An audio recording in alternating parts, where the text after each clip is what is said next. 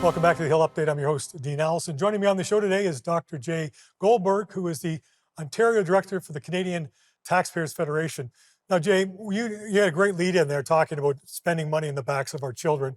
So let's spend a little time talking about our national deficit. I don't know if people really can get their head around it. I know as an organization, you guys talk about deficits all the time. So would you kindly lay out the framework for where we're at in terms of how much debt we had now versus before this prime minister came in, and then we'll maybe break down some of the other things as we go along. Absolutely. So, Prime Minister Justin Trudeau has doubled the national debt. So he's racked up as much debt as all of the previous prime ministers combined. So that's a pretty clear signal that this government has not been managing the nation's finances in any prudent way. Of course, when he ran for prime minister, he also said he'd have three small deficits and then a surplus. The deficits were much bigger. We've never seen the surplus. We're 8 years in, no balanced budget. They haven't even tabled a budget that's been near balance, meaning like a deficit under $10 million. They've all been runaway deficits. And it looks like this year it's going to be somewhere in and around $40 billion. We'll see more details when Finance Minister Chrystia Freeland tables her fall economic update later this month. But it's not looking good. The other thing is the government has laid out no plan to balance the budget. At least in the past, when we've had deficits, you think of the Harper government, for example, there was a very clear plan about how you're going to get to balance.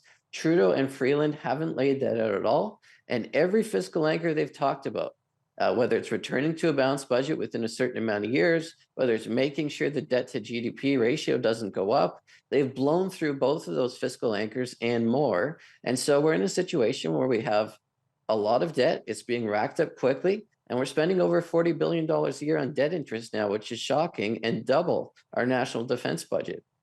Well, and that's interesting. You mentioned that because now what's our current debt? Is it 1.2, 1.3 trillion? What's that number It's today? between 1.2 and 1.3. We're getting to 1.3 a lot quicker than we should be. It should be going down. Yeah.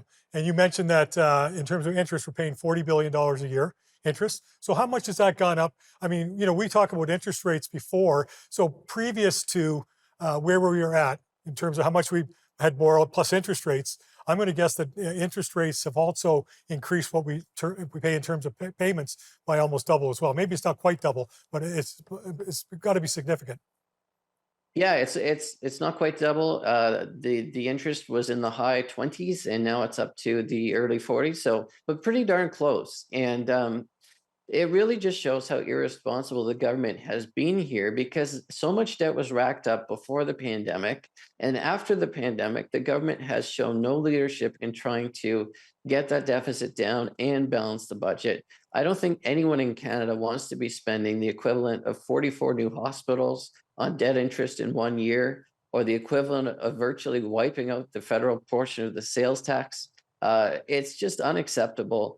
And what we want to see, we'll see what happens, but what we should be seeing from Chrystia Freeland later this month is a budget that lays out a clear plan to balance. They've refused to do so thus far, but this is something that credit agencies are going to be watching closely, because when you double your national debt, when you have no plan to balance the budget, it's quite possible we'll be looking at a credit downgrade going forward, which will just make it even more expensive to borrow money. So we got just a little bit over a minute left. Why do you think when people went to the polls and they said they were going to spend more money, and they've obviously continued to spend more money, why do you think people have sort of just, shrugged their shoulders at that? Is it they don't understand what is coming down the road? Like, what's your thoughts on that? I think people do understand what's going on. I think there was the last election was held pretty close to COVID. I think maybe that could have impacted things. Certainly, you're not just talking about the government running, but what is the opposition offering? But certainly, if we look at polls recently, you got a conservative leader now that's talking about balanced budgets, that's talking about capping spending, scrapping the carbon tax, all of these important things. And the conservatives are way ahead of the liberals in the polls. So I think that what we're seeing now is strong leadership in the opposition, laying out a clear, different approach from the government, a fiscally responsible approach. And I think Canadians are responding. Well, Jay, thank you very much for being on the show today. We'll have to have you back in a few months just to maybe comment on the actual budget. Thanks for being here.